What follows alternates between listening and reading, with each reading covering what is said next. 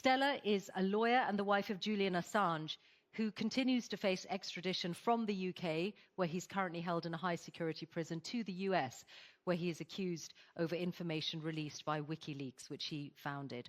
She and Julian have 2 young children, and she continues to take them to visit him in prison, as well as lead the campaign for his freedom. And what links these 2 women, as well as the personal relationship they've formed, is the fact that both Julian and Nazanin have been described by the UN as arbitrarily detained. Now, the bond between the 2 of you began when you were not in a position to be part of it, really, Nazanin. You were being held in Iran, and it was you, Stella, who I think reached out to Nazanin's husband, Richard Ratcliffe. Tell me about that and the beginning of the relationship between your 2 families.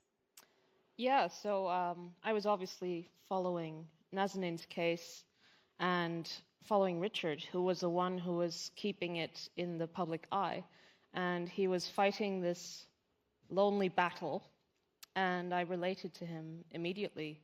I understood the difficulties that he must be facing, because there's no prescribed way of going about fighting for your loved one who's in prison. You're fighting powers that you don't quite know who they are, who the decision makers are necessarily, or what's underlying the decision to keep them imprisoned. So it's quite a lonely battle. And I reached out, and obviously I amplified his message and Nazanin's case as much as I could to my platform, and Richard did the same. And I think the human aspect is something that people immediately understand, even though they don't, even oneself doesn't really know the full extent of what's actually going on behind the scenes. Stella, one major difference between you and Nazanin is that Nazanin did have a normal life with her husband before this experience, whereas you met Julian when you joined his legal team. At the time, he was in the Ecuadorian embassy in London. He had an arrest warrant out for him in Sweden, where they wanted him for questioning on a question of rape, or an accusation of rape. What prepared you for the huge responsibility you now have to be his voice? Well, I think I had a lot of preparation in understanding that there were a lot of interests in keeping Julian's voice silenced, manipulated, distorted. And so I watched on with horror, because the misrepresentations in the press were many times deliberately planted.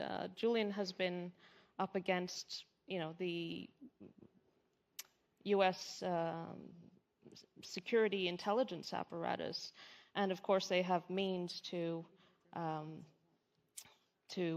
undermine your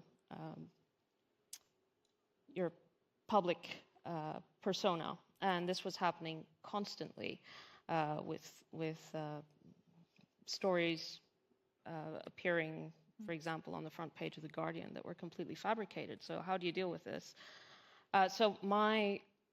I approached going public with trepidation, obviously, not just because of the huge smear campaign there had been against Julian in the lead up to his imprisonment, which obviously served the function of making it easier to imprison him, but also because there was a security threat against Julian and our family.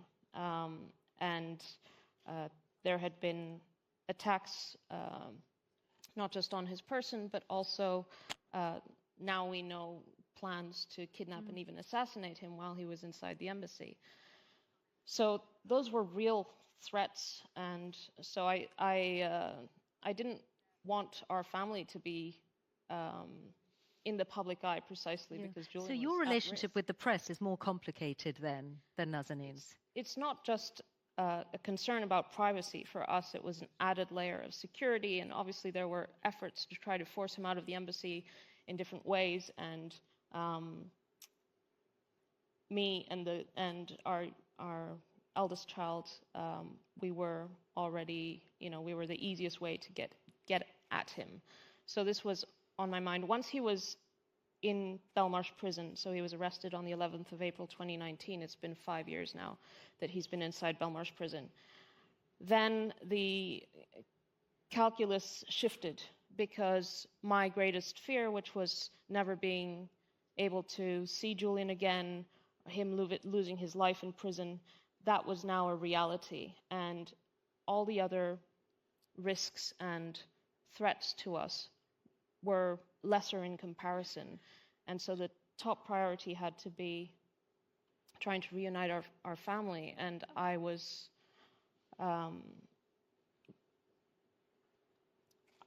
his most immediate family, and I needed to be that voice. So it was not easy, because I had spent so many years, trying to protect Julian, protect us as a family, and then switch to speaking to the media. But then once I did, I realized how important this was, and that Julian's freedom basically rides on my ability to speak out and to get the airtime.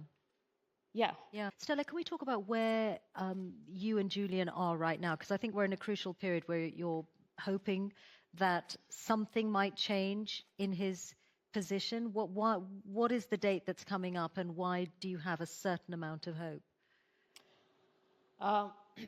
Well, we're in a strange position, because whereas the legal proceedings have narrowed down to a hearing which will be on the 20th of May, in which the High Court will consider whether it accepts or rejects U.S. so-called assurances, which are non-assurances, really, on the death penalty and on discriminating against Julian on the basis of his nationality, concerning his access to constitutional protections of the First Amendment.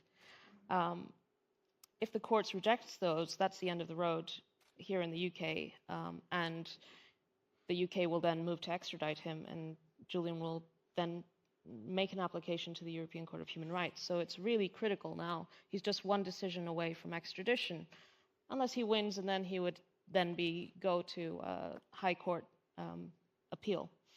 On the other hand, so you have this what I've called like a dual reality. Like on the one hand, the catastrophe is around the corner, one decision away, could be on the 20th of May, same day. On the other hand, there are some other signals, like the Australian government has been increasingly vociferous in relation to Julian's freedom, that it is putting it to the U.S. government repeatedly that they expect him to be released. And just about 2 weeks ago, a reporter shouted a question to Joe Biden as he was walking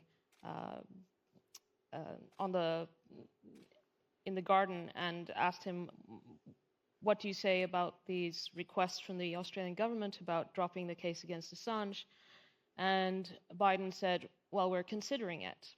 And this story that Biden said we're considering it made a lot of news. And I think that's because for the first time, it wasn't a brick wall coming from the United States. It was a signal that this conversation is being had.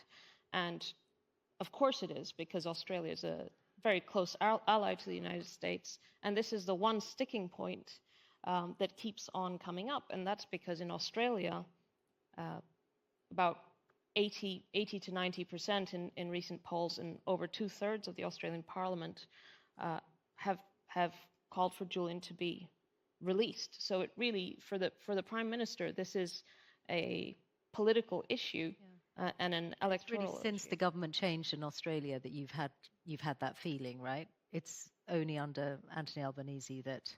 Yes, but now also the leader of the opposition and the opposition have backed calls to release Julian. So it's across the board in Australia. Again, that relation with the press, if that, how significant that moment was, that journalist might have chosen to shout out about any any other topic, but shouting out to the president about your husband, suddenly makes news and feels different. I think it's really important to understand that in political cases, the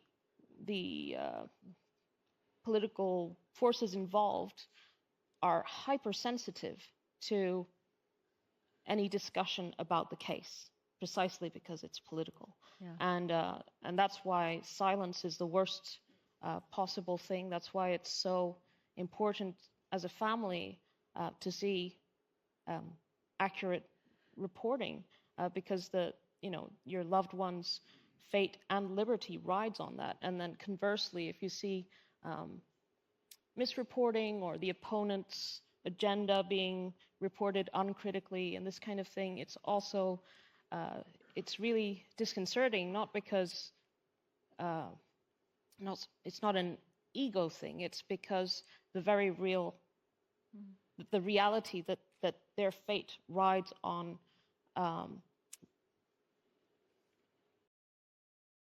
accuracy. Stella, how are you, and how are your children? Because last time we spoke, you were taking them in. Is that regularly still happening? And how do you cope with trying to keep things normal for them in this very abnormal environment? Well, I shield them from a lot of it.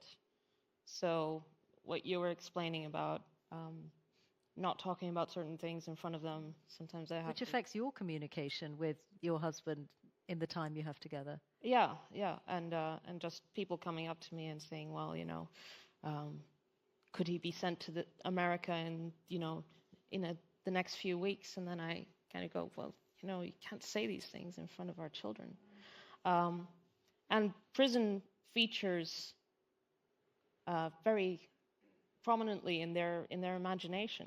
It's very disturbing. Their games are around prison and get me out of prison, and sometimes it's comical. It's like, let's break Julian out of prison. Daddy is going to be flown out in a helicopter and this kind of thing. But it's always there, and of course it is, because we go to the prison once a week. I go twice normally, but on weekends I take them, and it's very disturbing for me. For them, it's sort of normalized for now. But they ask me, when is Daddy going to come home? What are we going to? We kind of imagine what our lives are going to be like when we're together, and I do that very deliberately to make them imagine, this is what we're going to do. We're going to come here with Daddy. Next time Daddy's going to show you. Knowing him as you do now, and knowing that the US government has accused him of putting the lives of dissidents at risk in Iraq and Afghanistan, do you think that had he been able to foresee the extent of the consequences, would he still have done it?